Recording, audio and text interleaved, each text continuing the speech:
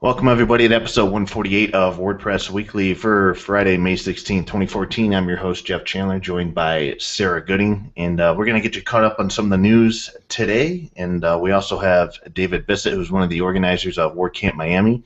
We brought him on to sort of converse with us and discuss, sort of recap WordCamp Miami and BuddyCamp Miami, which Sarah and I both attended last weekend. So let's get you caught up on the news first.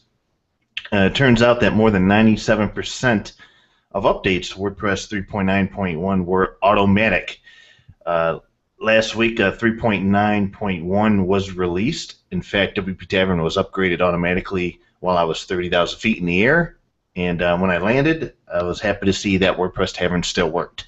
So that was pretty neat. But the release fixed 34 bugs, including several fixes for multi-site, TinyMCE, the customizer widgets, audio-video playlist, and things like that.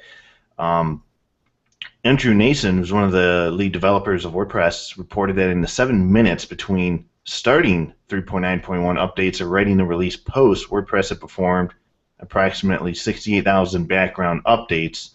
And after the release had been out for 100 minutes, 3.9.1 crossed 1 million downloads with 10,000 updates happening per minute. So that's a ton of updates and a ton of downloads going out, and it's pretty neat to see that 97% of those are automatic. And I guess at some point in the near future, this type of news won't be news. It'll just be the WordPress working as it should. At least that's the goal. So we have this is a big story that happened last week. If you've did any commerce or did business with WooThemes within the past, past year or so, you're going to want to take a look at your credit card statements and see if any fraudulent activity has happened. WooThemes released a blog post back about May 9th, May 10th that notified customers that they were following up on reports of fraudulent activity to customers' credit cards.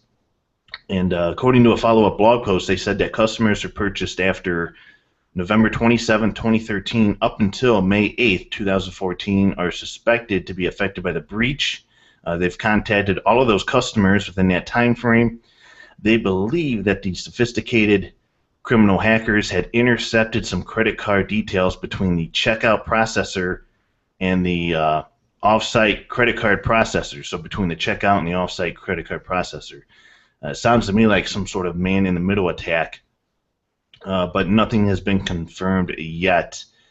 So they've done all sorts of things, including an audit to their servers, moving their payment off-site using PayPal Express, using Duo Security for administrators. They've done all sorts of things. They're still continuing to investigate the matter. But, so they don't know why it happened yet, Jeff? No, not officially. But so also, maybe there's like a vulnerability in WooCommerce, do you think? Right now, they said that there is no vulnerability in WooCommerce. They've had it audited by security as well. Their servers on WP Engine have been audited. So far, nothing points to a vulnerability in WooCommerce. That's been asked numerous times, so that's good news. And if they mentioned that they will continue to do security audits of WooCommerce and continue to do so for every major release. And if they happen to find that there is a vulnerability, they'll take immediate action. But I just want to say that it's kudos to WooThemes on working with their customers to find out what's going on, and B, sort of being transparent about what happened, what it is they're doing, and trying to regain confidence in customers doing business with them, because there's a lot of people upset, and rightfully so, having their credit cards and debit cards canceled by their credit card company. I've read a lot of stories of people that were traveling, and those credit cards were the only form of payments they had, and they had to cancel them, and they were stuck in the middle of nowhere with no money. So I understand from their point of view how it could be very upsetting on how this would happen and being an inconvenience. But WooThemes also was attacked, and now this is just a bad blotch on their image. But it's how they respond to these type of incidences that really shows their character and to try and regain trust into doing business with them. So kudos to them for doing that, and just keep a lookout if you've done any sort of commerce with WooThemes between November 27, 2013 and May 8th. Just keep an eye on your credit card statements.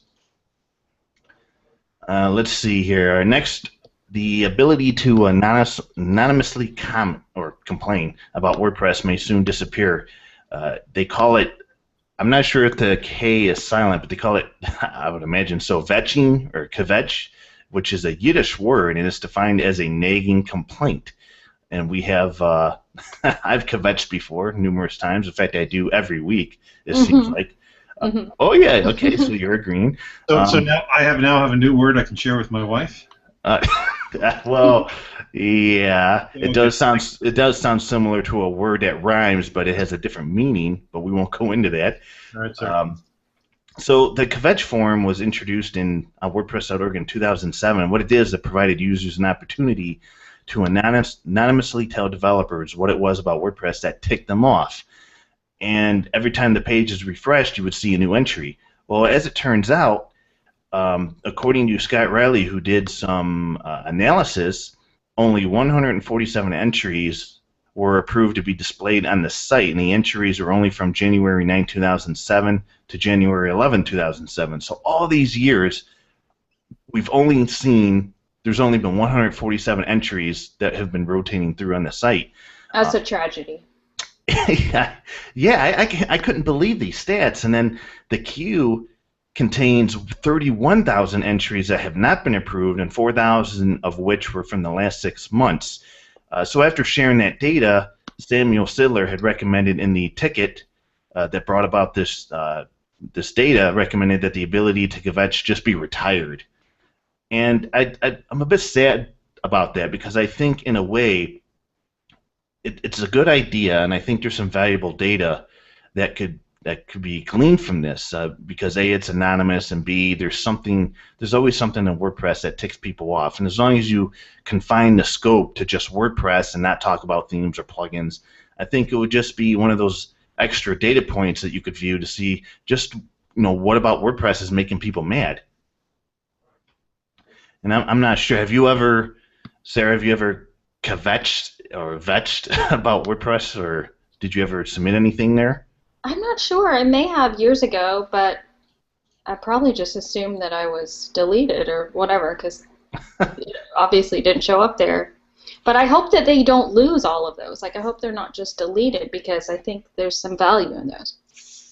Well, I got to imagine that's probably what's going to happen. I want to stress that it was recommended that the ability to vetch be retired. Nothing has been confirmed. But yeah, now I understand why every time I went there, even 7 years later, why I would see entries that seemed like it was from the land before time. People complaining about auto updates or this and that, and I'm like, that's been added to WordPress already. Well, now it makes sense. They were sending in the complaints 7 years ago. So hopefully that doesn't get retired. And I've seen some great comments to the article saying maybe they should create a kvetching site outside of WordPress. And see how that goes. Maybe even have it so that you could vote up or down the kvetches that are submitted, so people can sort of +1 things and say, yeah, that really makes me mad. Yeah, I hope somebody does that if they remove it from WordPress. So we'll see what happens. Issue Press by Chris Wallace and UpThemes is now in beta, and you wrote about this today. And what is Issue Press going to provide? Issue Press is really cool. I'm surprised that more people aren't going nuts over it. It's a new product from the team at UpThemes.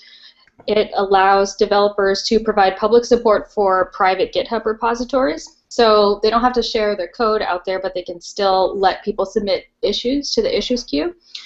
And it enables the people who are your customers on the front end to just post an issue in a way that's comfortable to them in WordPress. And then developers are going to have that sync back to their GitHub issues queue, and they can keep working in there without having to leave it to go, use multiple different apps for providing support.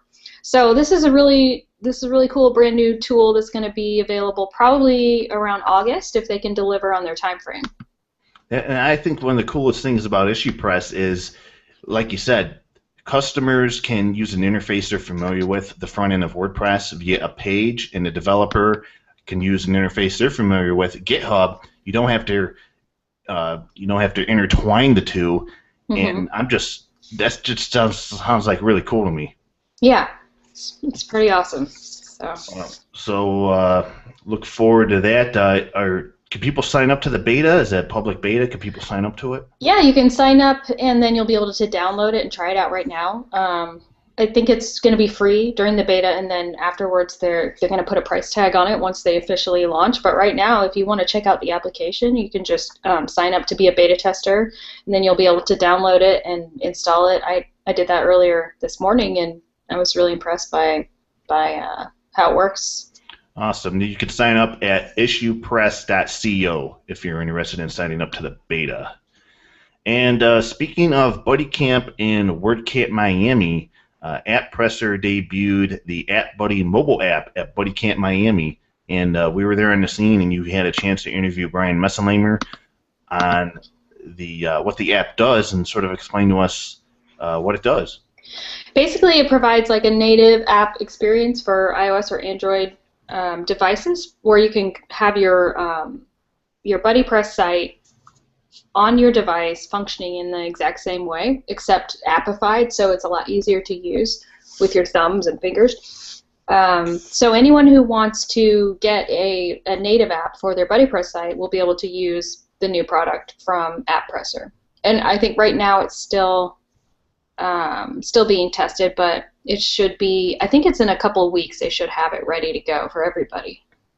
And I wanted to bring on at this point David Bissett, who is of Dimension Media. He's one of the primary organizers for WordCamp Miami. And David, did you know about this app being in development for WP Armchair? Did they consult with you, or did this just happen out of the blue? No, I was made aware of it. I wasn't able to participate as much due to organizing WordCamp, of course. Right. Brian's actually the person kind of responsible for that. But we did talk. We did have numerous conversations about what the app could be, and he kind of took it from there. I think him and anybody involved with AppPresser deserves full credit for that. I loved what I saw. I see now the beginnings of a really great application platform for future WordCamps and conferences. So I'm really excited that we managed to get it started here, and it's kind of like how WP Armchair started on the last WordCamp Miami, where that there was an idea and then Armchair came out of that. So I'm really excited that something like this is going to happen again, especially for something on mobile, in the mobile, universe.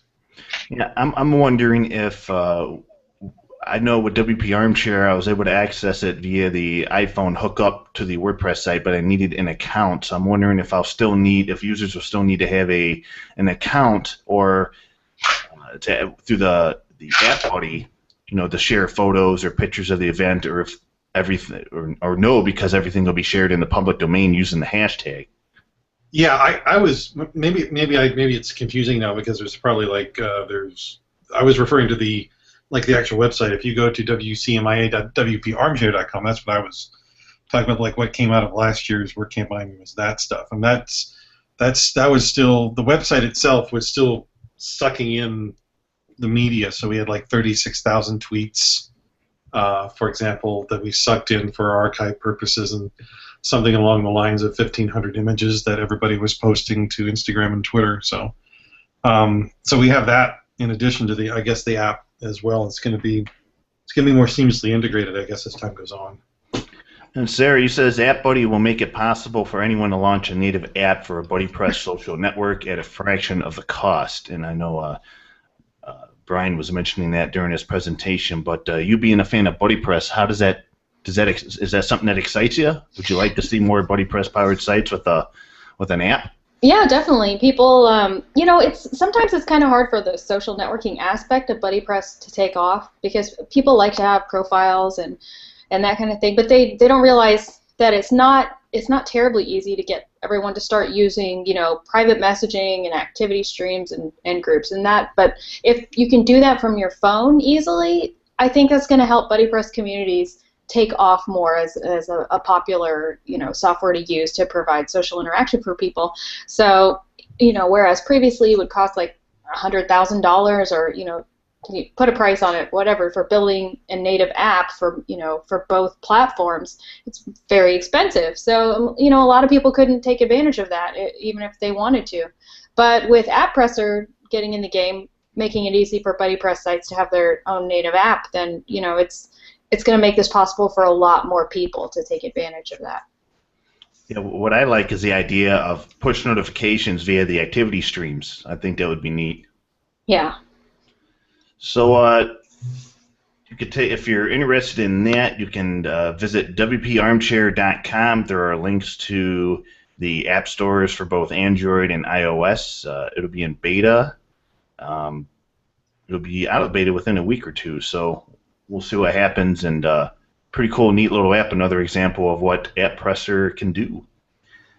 So with that said, we have David on the show, and I thought it would be cool to have David on. He is the primary organizer of WordCamp Miami, and just sort of, get his take, as an organizer as to everything that went down last weekend. And David, thank you very much for being on the show. And we talk about WordCamp Miami, but it was so much more. It's the event started on Thursday, lasted all the way till Sunday, and between all that, there was 2 days of sessions for WordCamp Miami. But on Friday, there was a WordPress 101 workshop that was all day, and a buddy camp. So there were all these events mixed in. And first off, have you recovered yet from from the event? Yes, and I'm pulling an IV out of my arm right now so I can get closer to the monitor. Yes, I have. Yes, I have. And our organizers, they sent flares up yesterday, letting us know they were still alive and where to find them. So it looks like everybody's survived. So overall, as one of the people who organized the event, what do you think? What's your overall take on this year's event? I'm looking at it through rose-colored glasses, maybe, or maybe I'm biased, but I think it went up very well.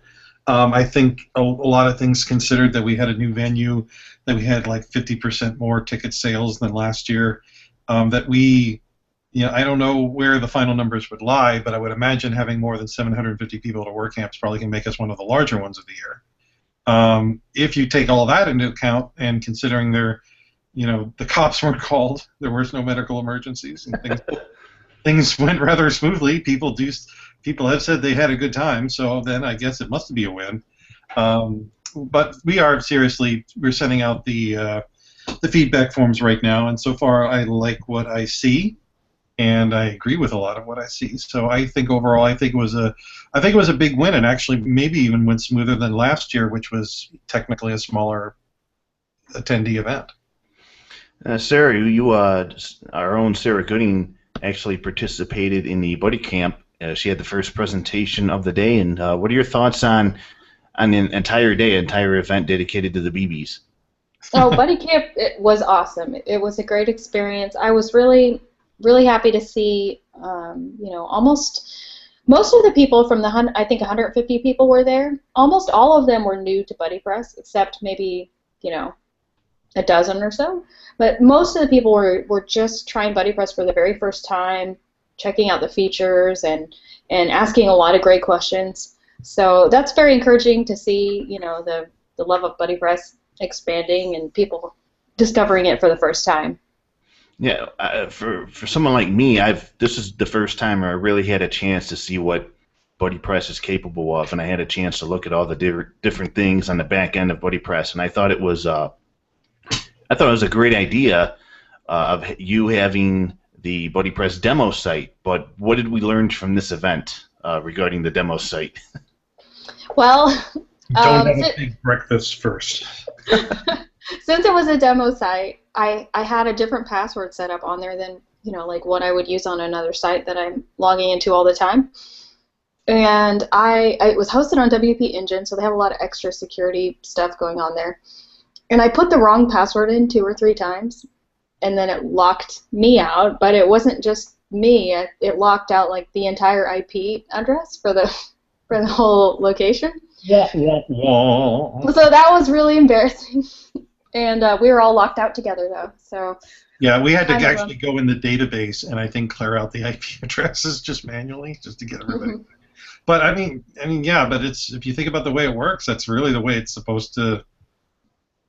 It's supposed to work. It's normally it's evil people doing these things and not us. So in a weird sort of way, we sort of got an introduction to security as well, as part of your presentation.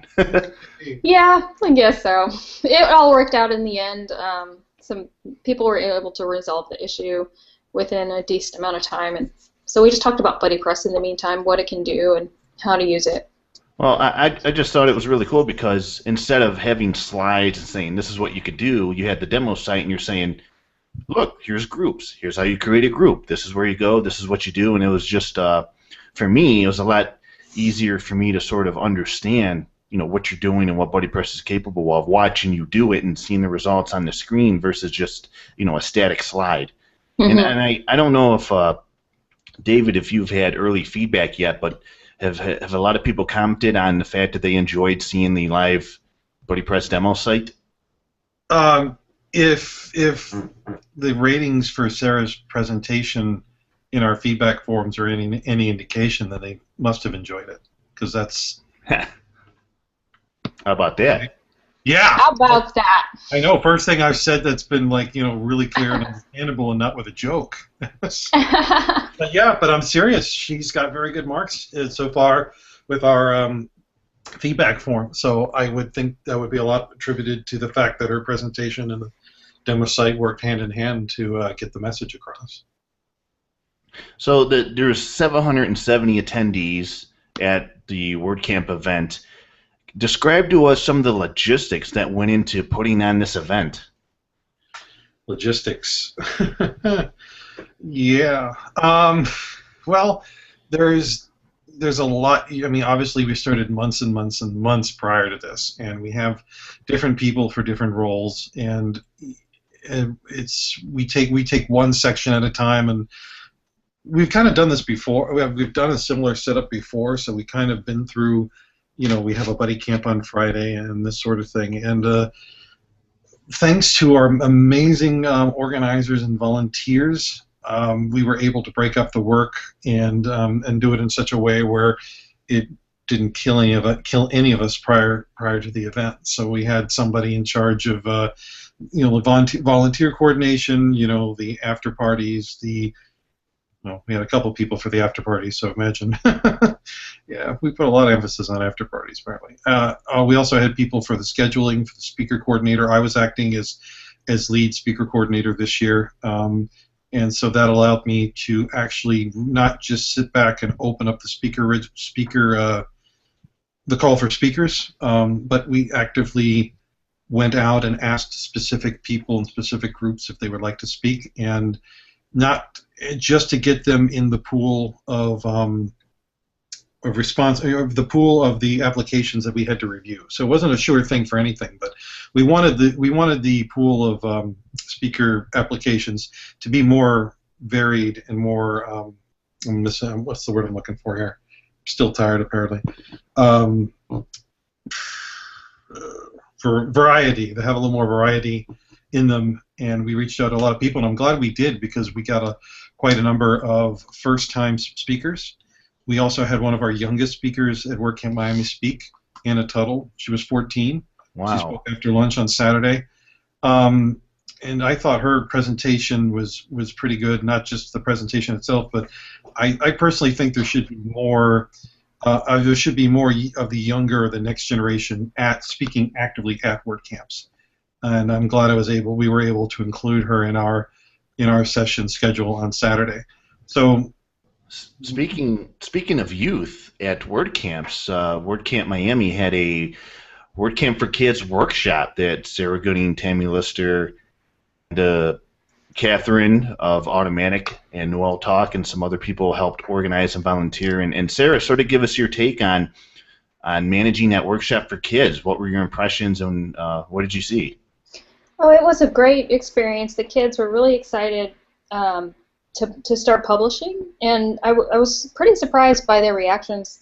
I thought maybe they'd be bored with it or think it's difficult to use, but when they really got into it, they didn't seem to have any problems navigating around WordPress. And then one kid was so cute. After he published his first post, he like put his hands up in the air and he was like, "Yes, I just published my first post to the internet." That's the kind of reaction we're looking for. Yeah, I love quick, get Chris Lima in the room. that. Get this kid selling.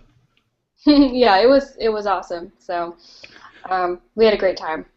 Yeah, I was standing in the back of the room and I was noticing a lot of the children were almost ahead of the game. You were doing things by steps, and they were, that's what kids do. They want to rush ahead, and they were picking themes and doing this and doing that. And I'm like, these kids don't need to be in a beginner's workshop. They need to be in the business of WordPress session, learning how to create and sell themes. Yeah, for sure. Some of them were pretty advanced, and they really exploring the themes was probably one of the most exciting parts. I think everyone just tore off on their own, and trying on different themes was really fun for them. So, as I understand it, David, this was the first WordCamp for Kids workshop of its kind for Miami. Yeah, I've seen it at other camps. Ever since I saw it at WordCamp Phoenix like 2 or 3 years ago, I've wanted to always have one in Miami, and it finally the stars aligned. And actually, it was I think it was like a random tweet. I think Sarah saw it or she participated, and I'm like, man, if I had a WordCamp Miami for kids, I would name it like this. And somebody said, well, why don't you have a WordCamp Miami for kids? And I go, yeah, sure, why not? In for a penny, in for a pound. If this doesn't kill me, it makes me stronger, that type of philosophy. So started it. And I'm really glad we did, because that especially, I think it was the most, I'm running around everywhere, but I managed to stop and look in, and again, just seeing what Sarah described, it's just really, really cool that you have these kids that will grow up to be the next bloggers, that will grow up to be the next potential WordPress users and developers and designers and all of that. To see them starting there at that point is really, really encouraging. And you saw the picture on Twitter, was probably the kids together is probably the proudest picture that's ever come out of WordCamp Miami. That's awesome. I know one thing, when Tammy Lister was describing Minecraft, and she says, who here plays Minecraft? Almost every one of the kids' hands were raised. That Minecraft is really big with the youth, I guess. Oh, yeah, and they locked the 2 kids up in the closet that didn't raise their hands. So Minecraft is really takes over the youth, and I'm glad she took that presentation, because apparently everyone understood it, and it was really kudos to Tammy for that idea. So for WordCamps looking to grow, we've had a lot of questions from folks on Twitter, other WordCamp organizers that have organized maybe 150 to 180 person WordCamp events. I'm so jealous. For those looking to grow, in your opinion, what should they consider when making the decision, and what data would be helpful to make that decision? Well, I think WordCamps, I don't think you should be in a rush to grow. I think you should grow organically. So that means is what the community dictates, or what your local area dictates. So if you get a lot of people in a meetup group, then obviously that kind of lends itself to think that you could probably have a WordCamp. You already have a WordCamp, and you're looking to increase it. Just see if your community can support that. And a lot of communities currently do, because there is growth in almost every sector or every area or every geological region for something like this right now. I think it really does start though at the meetup level, at the local level, and getting a response from that. So some of the suggestions that I gave out, the ways WordCamp Miami just basically took its time. We just upped it by 50 or 100 people every year, or more or less, until this past year, where we said, okay, let's just blow this taco stand and just see if we can sell out it, and we did, amazingly enough. So I think the WordCamps, if the venues, there's a lot of factors involved. There's venues, there's volunteer support and all of that. But assuming you have all of that ready to go, my advice is just continue to grow slowly and organically at a nice, good pace that you're comfortable with it, and create the WordCamp, create the the surveys that go out way before WordCamps are organized. Send those out to your meetup groups and all that, and then you'll get a good idea not only from the kinds of responses, but how many responses you get back. And there could be other people in colleges and tech. What do you call these places? Tech workshops or tech schools or educational places. Them in colleges, form relationships with those people, and you can also see how much, if there's people at these colleges that will end up going to your WordCamp, and you can kind of approximate it. So I mean, if you're selling out every year, and you should also set up a waiting list, and that waiting list obviously is useful for people who don't have tickets, who can get tickets. But that waiting list also kind of allows you to see, wow, last year we had over 100 people on our waiting list, and I realize not everybody on the waiting list is, a solid attendee, but that could give you a good idea of how popular your event was last year, and allow you to see how much you can grow this year. Mm-hmm. No, speaking of size of the WordCamps, with 770 attendees, and you had all these, over 30 speakers and sessions going on all weekend, I realized that I found it difficult to meet and talk with people just because there's sessions going on, people are in the sessions, people I wanted to talk to are speaking at the sessions. You're just here and there, and you're at lunch, and everybody is just, it's crazy, and after your event, you go to the networking party, and then I don't know, it was just very crazy for me, and I found out that I like to be at some of the smaller type WordCamps because it seems to be a little more intimate, and a little more being able to chat and meet with whoever.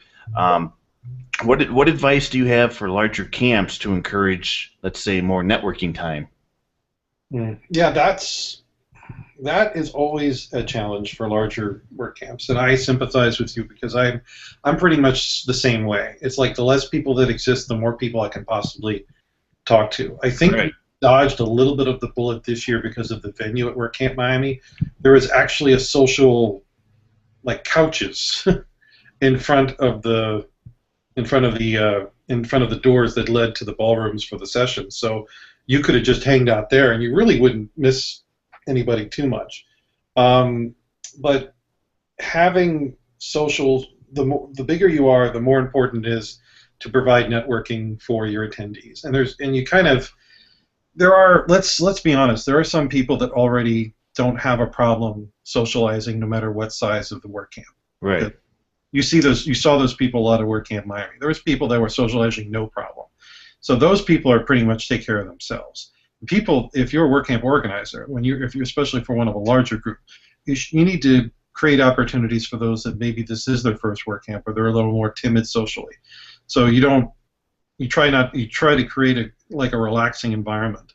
This year, that's why we had coffee and the ice cream on Sunday, because that kind of gave people the opportunity to socialize without having to worry about the sessions going on or starting, and stuff like that. It's always going to be up to a person's social ability to try to communicate with other people there. But your job is just to make sure that they have many opportunities. Like we had that meetup on Thursday evening. Some people find it uncomfortable sometimes not to do it at the WordCamp, so we do have socials at the WordCamp. We have things in the morning. We had, of course, the networking party on Saturday, and I think we're branding it networking party versus after party to try to give more people, try to get that message across that yes, there is a networking.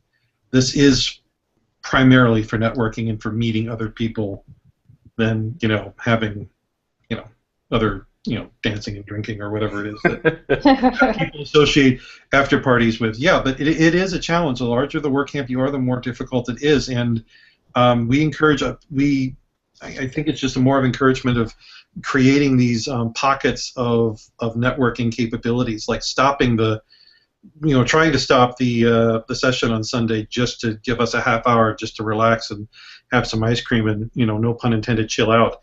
And then Saturday there was a lot of people, and giving enough time for lunch, giving enough time between sessions too is also a great way of making it a relaxed environment so people are not having to rush or run, and they can slow down and they can have conversations with other people. And we've gotten a lot of blog posts already from people that says, oh, I met all these new people, blah, blah, blah. So it's possible, and again, it's kind of reliant a little bit on the environment, the venue, and the people themselves, but as WordCamp organizers, you need to make sure that you do create those pockets of those social availabilities, especially for those who aren't like experienced and WordCampers, where they find those people and they cling to each other like grapes on a vine type of a deal. I think, yeah. So anyway, that's I think for us, I think we probably got as good as we could get with that, with an event of that size, and the venue helped us tremendously with that.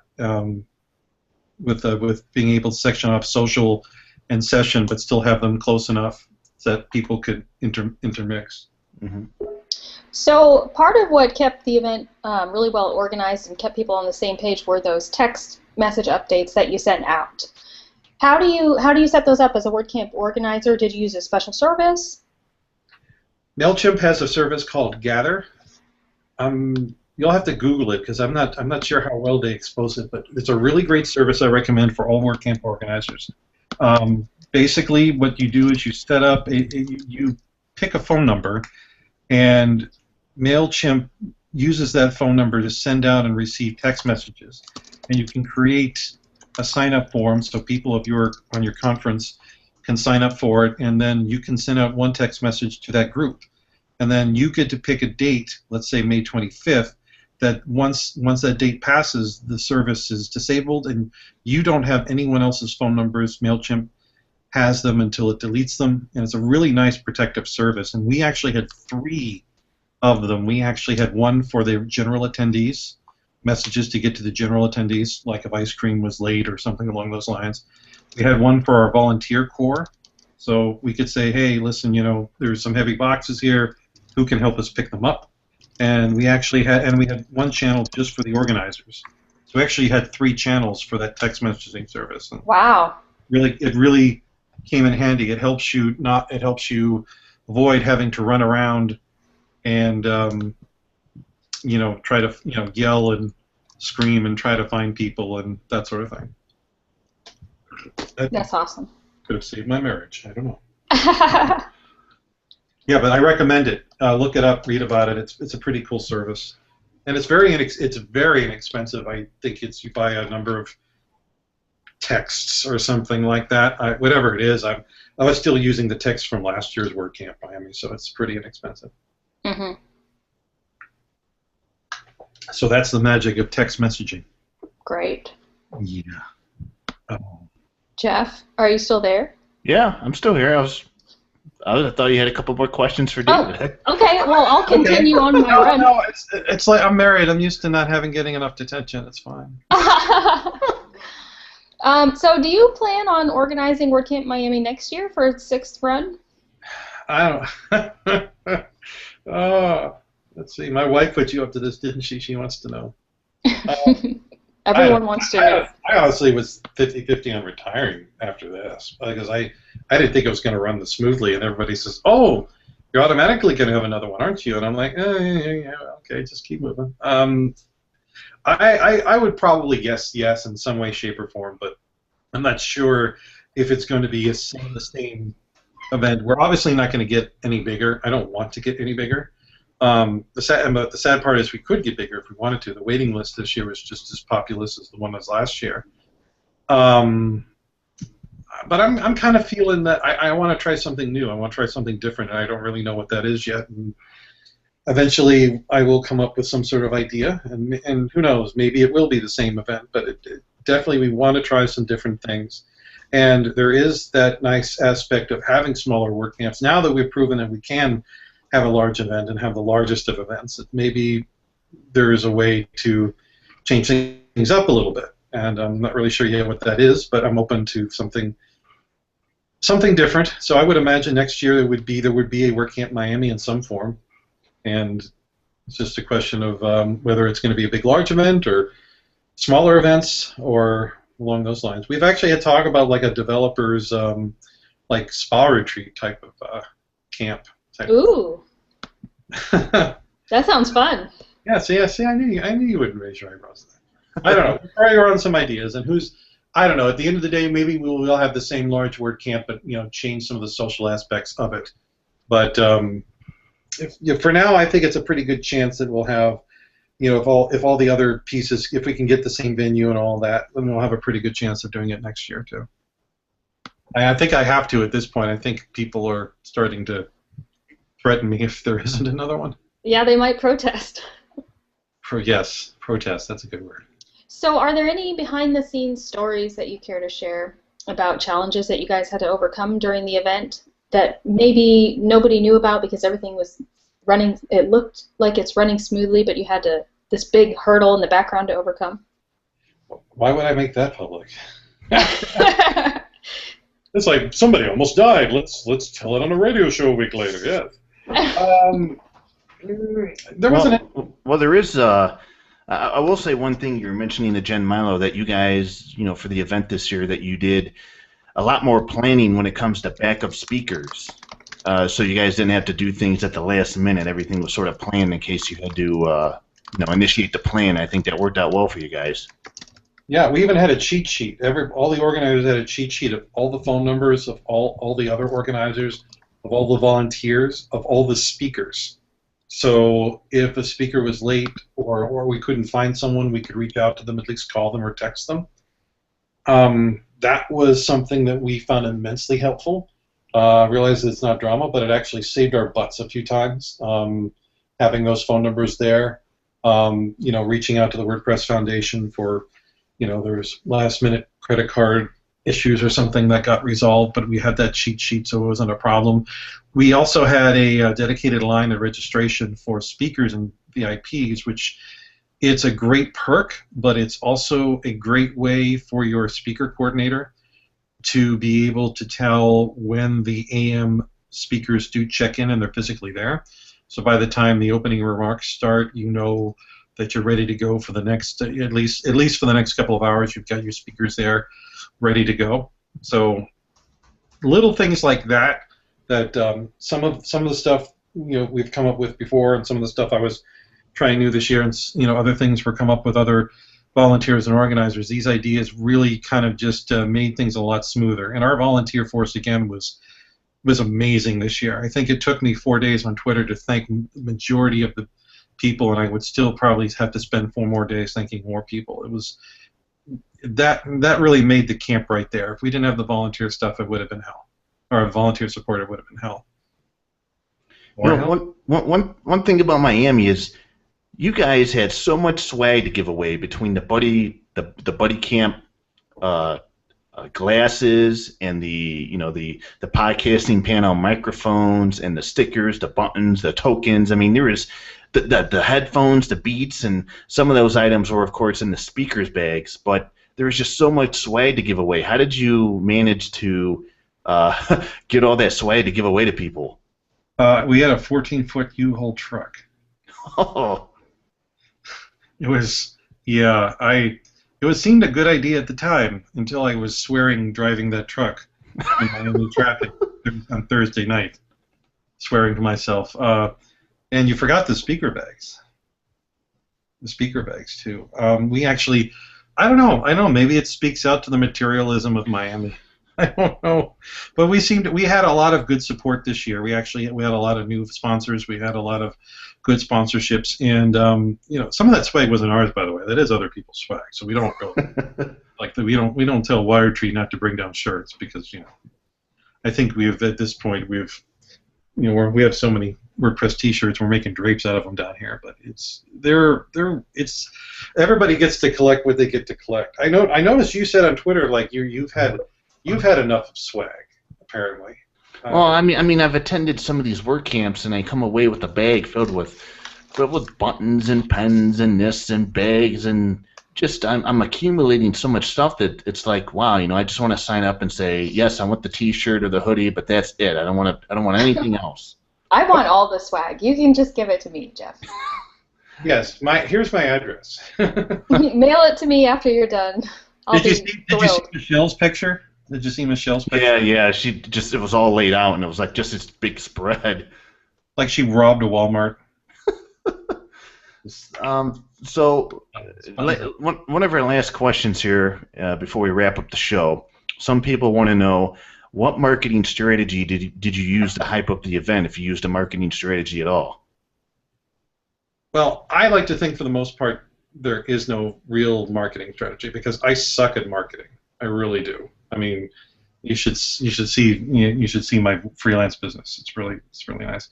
Um, but there are some things that I do that seem to work out fairly well, and one of those is keeping an independent mailing list. So you encourage people to join this mailing list, before the event, and give out perks and special information during the event.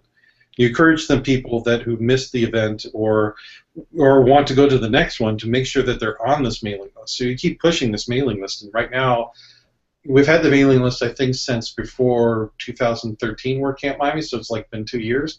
We have over 800 people on it. So as much as we cringe when we hear email lists and the room goes stale when you talk about it, but it does work. And the next time that we want to release initial information like a date or something, we use that mailing list as a big tool. In fact, we broke records this year, I think, primarily based on that we had that mailing list. I think we sold 100 tickets the first day, and then we broke that record and we broke the week record. So, WordCamp Miami is one of those, those WordCamps go where they sell out in 48 hours. Right. That's not us. We sell out. That's not Miami. Miami's attitude is we'll jump on it right now and then we'll just kind of let it ride for a while. But we always sell out every year, and even with 750 attendees, more than we've ever had before, we still sold out a month prior to the event. But it's still that initial mailing list that we kept pumping and using. And also meetup.com is also a good, excellent resource. If you have a strong local-based community, which you should if you're having a WordCamp at all, that's a good. You'll find a lot of your volunteers. You'll find a lot of your most vocal and most energetic attendees that way as well. So I think between meetup.com and having this established mailing list, really, I guess that's what you can call the marketing core of WordCamp Miami. And we've kind of grown to a critical mass where if we did this thing next year, it wouldn't be a lot of effort to sell out, or at least get a majority of tickets sold within a certain parameter. But for newer WordCamps who don't have that privilege yet, my advice is just start that mailing list now, and keep it independent. Make sure it's yours so that you can use it the way you want to, and you don't have to rely on any third parties to maintain it or change the rules on it. And that's the way I would do it. And I'm sure other people that would have better ideas. There's if you haven't already, it's what we did. What we found really awesome was that we reached out to. We actually didn't sit back and try to wait for the tickets to sell themselves or people to sell themselves. We actually go out physically to local colleges, tech groups, minority groups, and that sort of thing, and encouraging them, especially if we can give them a discount on the tickets, which we can usually do if they're a student or a teacher, and say, listen, this is going to benefit your school, this is going to benefit them students individually. And so that is also a great pool as well, depending upon how many colleges and similar facilities you have in your area. Reach out to them. Don't just wait for them to stumble on your website or your marketing. Yeah, so what is your, sorry, Jeff, to interrupt. Go ahead. I'm just curious, what's your volunteer retention like? So how do you keep all these volunteers coming year after year to help with the event? The thing about Miami is that we get a lot of Miami is a very transient area, so a lot of people leave, a lot of people come in to fill their place. We do have a lot of recurring volunteer work. We also have a lot of new ones as well, so that could be part of our advantage, is that we always get new, fresh blood for our meetups, and we always for our volunteers, and the meetups is actually a pretty important step in establishing that volunteer base. Because that's the first thing you can tell from your meetups who is really interested and wants to improve in the WordPress community, and you really focus on those people, and you do that months and months in advance, and just to get the word out there, and then, and eventually you do have right when you are starting to organize, creating your organizers, creating your sub-commanders and all of that, and you do have a good idea already of who's expressed interest in the past couple of months.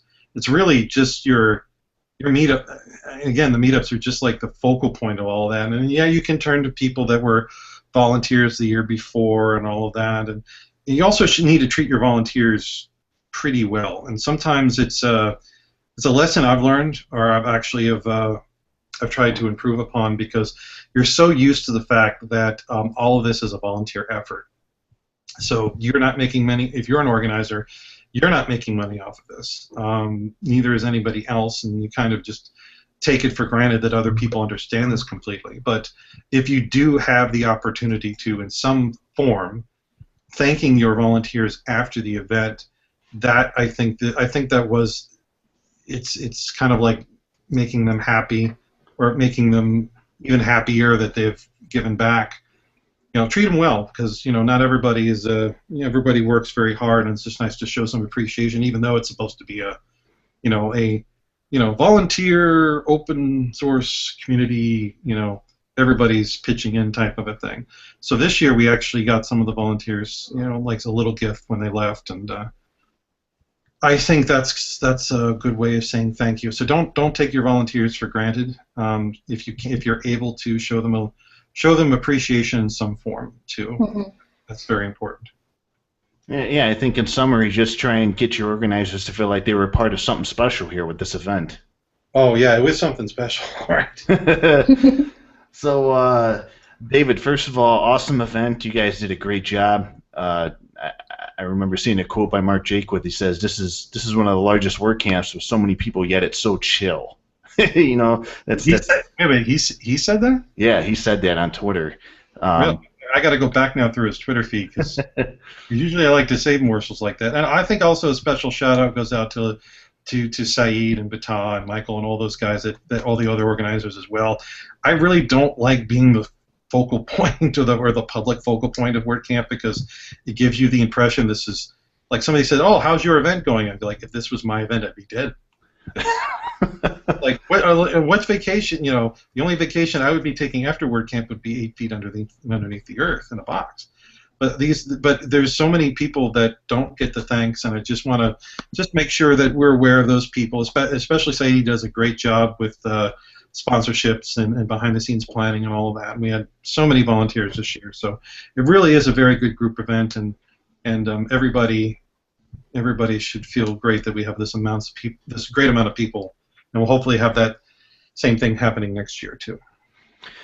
Awesome, David. I want to thank you very much for you and all your organizers and volunteers of WordCamp Miami for putting the event together. Wait! I gotta thank my wife. There we go. Okay, thank your wife and your kids. Thank your kids.